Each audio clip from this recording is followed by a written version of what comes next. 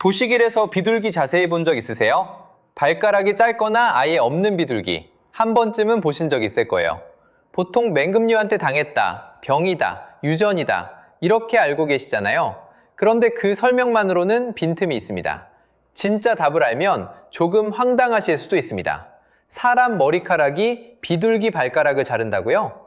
이게 정말 가능한 얘기인지 단서 3개를 따라가면서 풀어보겠습니다. 먼저 통념부터 짚고 갈게요. 첫 번째, 매나 황조롱이가 잘 나갔다. 물론 맹금류가 비둘기를 공격하는 일은 있습니다. 하지만 도시에서 흔히 보이는 비둘기 발가락 손상은 발가락 끝이 둥글게 짧아져 있거나 여러 발가락이 고리처럼 조인 자리에서 끊긴 모습이 많습니다. 맹금류가 발가락만 골라 톡 잘 나갔다고 보기에는 모양이 잘 맞지 않습니다. 두 번째, 유전이다. 이것도 가능성이 낮습니다. 발가락이 잘린 비둘기는 대부분 태어날 때부터 그런 게 아니라 살면서 다친 후천적 손상에 가깝습니다. 어린 비둘기보다 오래 도시를 돌아다닌 성체에서 더 자주 보이는 것도 이 설명을 뒷받침합니다. 세 번째, 병 걸려서 썩어 떨어졌다. 발바닥에 염증이 생기는 범블풋 같은 질환은 실제로 있습니다. 하지만 범블풋은 보통 발바닥이 붓고 염증이 생기는 형태가 많고 도시에서 자주 보이는 발가락이 고리처럼 조인 뒤 끊어진 패턴을 전부 설명하기에는 부족합니다.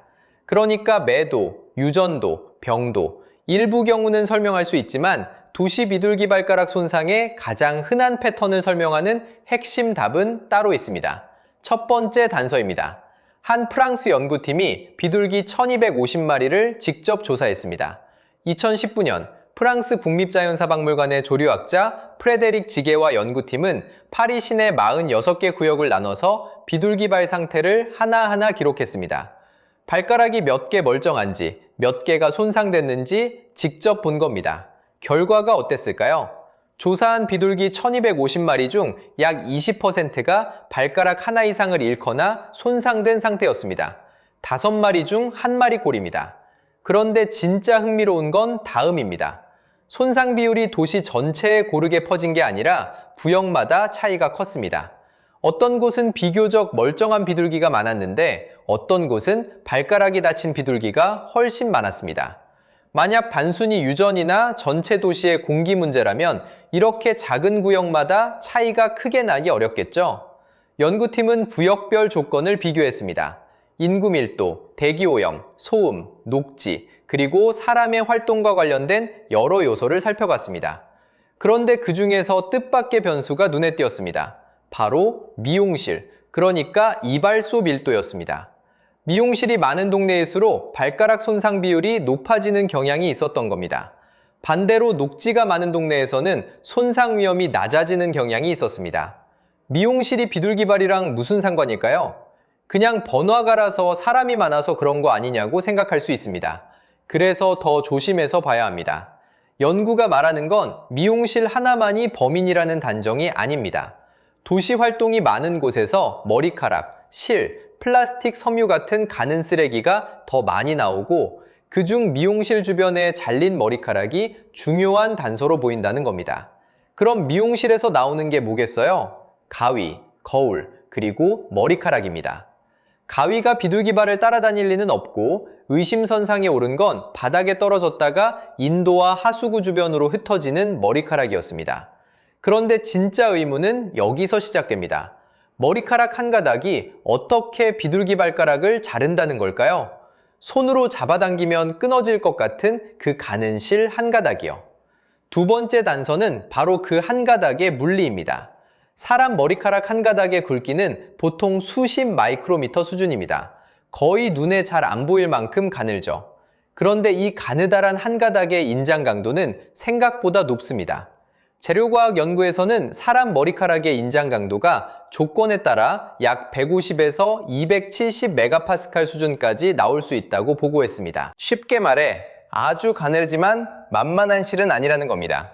게다가 머리카락 표면에는 큐티클이라는 비늘 같은 구조가 있습니다. 그래서 발가락에 감기고 매듭이 만들어지면 쉽게 미끄러져 풀리지 않고 움직일수록 더 조여들 수 있습니다. 비둘기 발은 깃털이 아니라 비늘로 덮여 있습니다. 닭발을 떠올리시면 쉽습니다. 그 비늘 사이와 발가락 마디 사이에 머리카락이나 실이 한번 파고들면 비둘기 스스로 풀어내기가 매우 어렵습니다. 여기서 손동작 하나만 상상해 보세요. 손가락에 가는 실 한 가닥을 감아둔 상태에서 손가락을 폈다 굽혔다 해보는 겁니다. 움직일 때마다 실이 조금씩 안쪽으로 파고들고 조여들죠. 비둘기가 걷는 방식도 비슷합니다. 짧은 보폭으로 종종 걸을 때마다 발가락이 폈다 굽혀지고 그때마다 감긴 머리카락이나 실이 더 조여들 수 있습니다. 시간이 지나면 혈액이 잘 통하지 않게 되고 조직이 괴사하고 결국 발가락 끝이 떨어져 나갈 수 있습니다. 의외로 답은 단순합니다. 매도 아니고 유전도 아니고 병 하나만의 문제도 아닙니다. 도시 보도 위에 흩어진 사람 머리카락, 끊어진 실, 낚싯줄, 치실, 합성섬유 한 가닥이 비둘기 발가락에 감기고 매듭이 천천히 조여들면서 혈류를 막는 겁니다. 이 현상에는 이름도 있습니다. 스트링풋, 우리말로 옮기면 끈에 묶인 발입니다. 학술적인 정식 병명이라기보다는 비둘기를 부조하고 돌보는 활동가들이 많이 쓰는 말입니다. 그리고 이 사람들을 디스트링거라고 부릅니다. 비둘기 발에서 끈을 풀어주는 사람들이라는 뜻입니다. 실제로 해외 여러 도시에는 비둘기 발에 감긴 머리카락과 실을 제거하는 구조 활동가들이 있습니다. 방식도 생각보다 조심스럽습니다.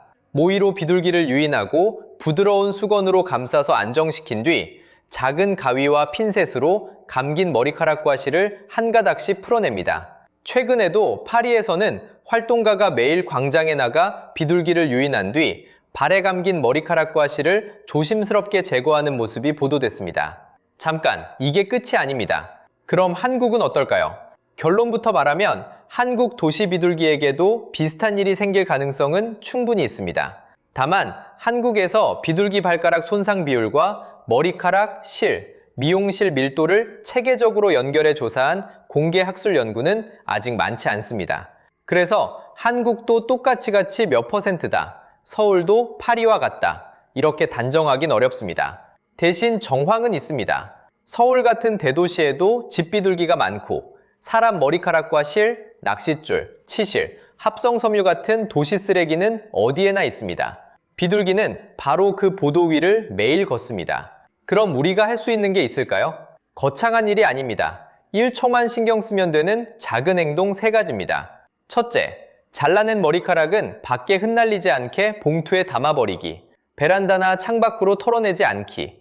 둘째, 낚싯줄, 치실, 실, 고무줄, 얇은 비닐끈 같은 가는 쓰레기는 작은 조각이라도 길에 두지 않기. 셋째, 길에서 발가락에 뭔가 감긴 비둘기를 봤을 때는 가까운 야생동물 구조센터나 동물보호단체에 사진과 위치를 제보하기.